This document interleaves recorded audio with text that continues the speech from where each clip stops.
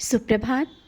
बाबा कहते हैं, मेरे प्यारे बच्चे, जानता हूँ ऊंचाइयाँ छूना चाहते हो, बहुत आगे बढ़ना चाहते हो, लेकिन उन ऊंचाइयों तक पहुँचने के लिए पहले नीचे से जो पहली सीढ़ी होती है उससे तो गुजरना ही होगा।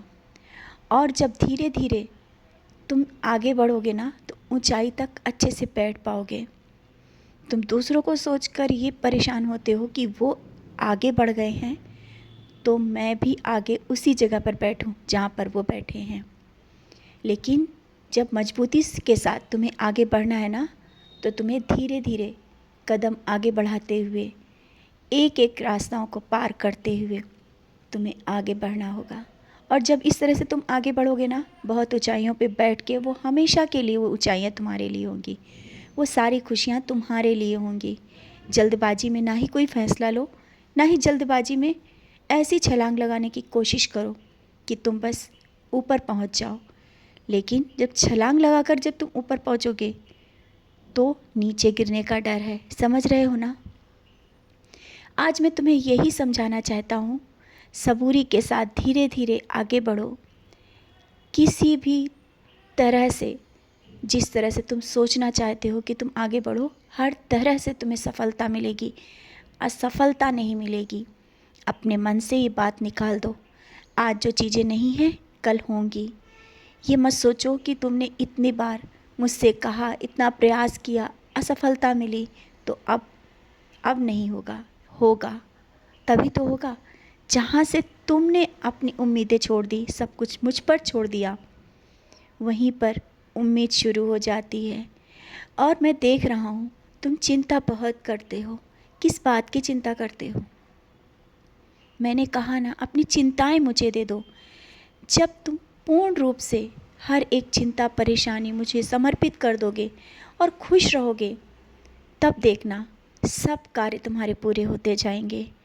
और तुम किसी की बातों में आकर के कोई ऐसा निर्णय भी मत लेना जिससे तुम्हें पछताना पड़े।